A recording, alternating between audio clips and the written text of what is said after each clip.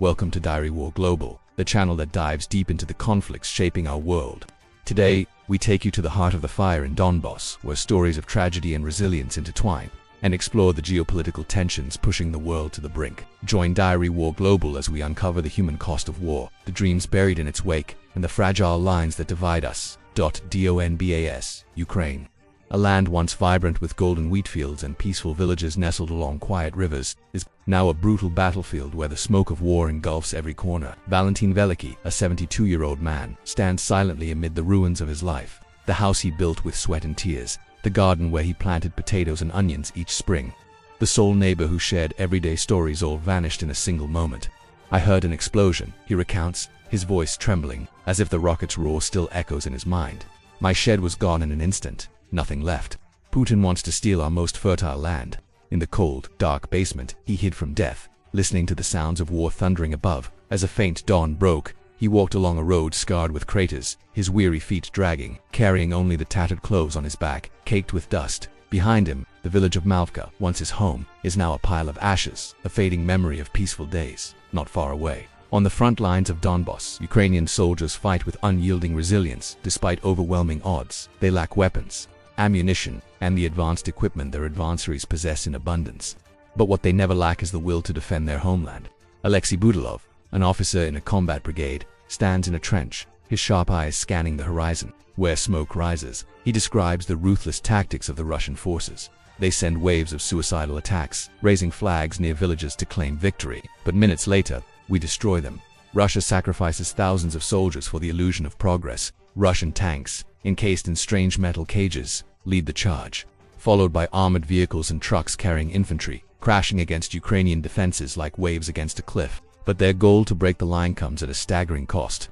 Captain Victor Danishuk, commander of the 31st Mechanized Brigade, looks at his young soldiers, his eyes heavy with resolve.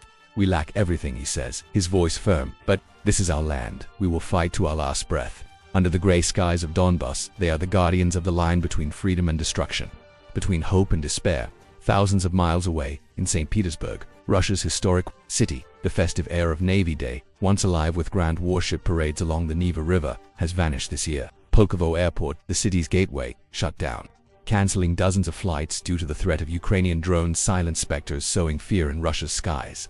Kremlin spokesperson Dmitry Peskov faces reporters, his expression tense, admitting, "For security reasons, we had to cancel the parade." Security comes first, but in the power-laden halls of Russia's naval headquarters, President Vladimir Putin appears, his eyes cold, his voice steely. Russia's navy will rise to new heights. Our combat strength will be unmatched. We will build more warships, intensify training, and never back down.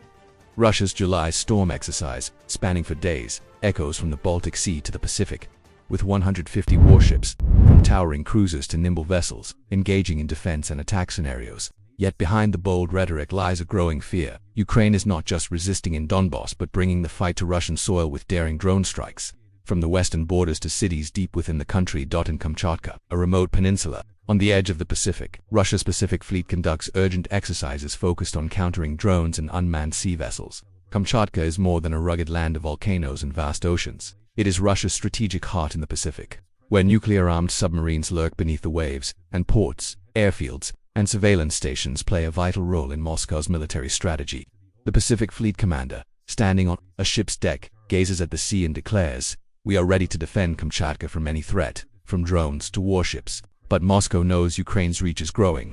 Their drones don't just strike western Russian cities. They could soon reach far-flung regions like Kamchatka, threatening critical bases from Vladivostok's ports to the peninsula's radar stations. Far to the west, in the Baltic Sea, Russia tests NATO with bold moves. Russian jets buzz NATO warships, and Russian vessels linger near the alliance's vital shipping routes, playing a dangerous game of chess. Moritz Brack, a German naval expert and reserve officer, sits in an office in Bonn studying a strategic map and warns Russia is testing NATO's response. They want to know how fast we'll act, how strong we'll stand.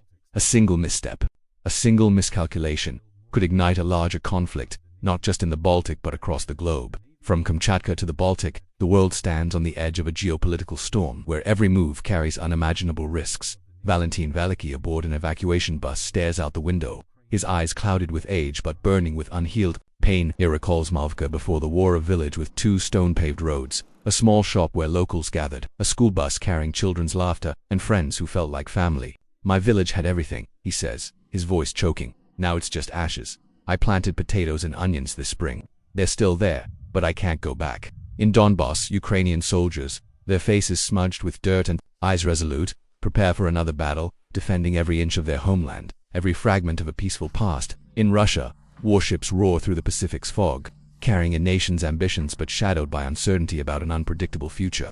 War is not just the thunder of bombs or victories proclaimed on screens. It is homes reduced to rubble, dreams shattered into dust, and people pushed to the edge of life and death. In the smoke of Donbas, in the waves of the Pacific, a question lingers, echoing across war-torn lands.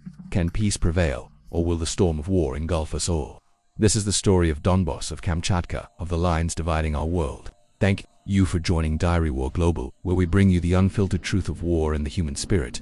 Stay with us as we uncover more untold stories, hidden truths, and glimmers of hope amidst the fire lines. Don't forget to subscribe to Diary War Global and share to spread the message of peace.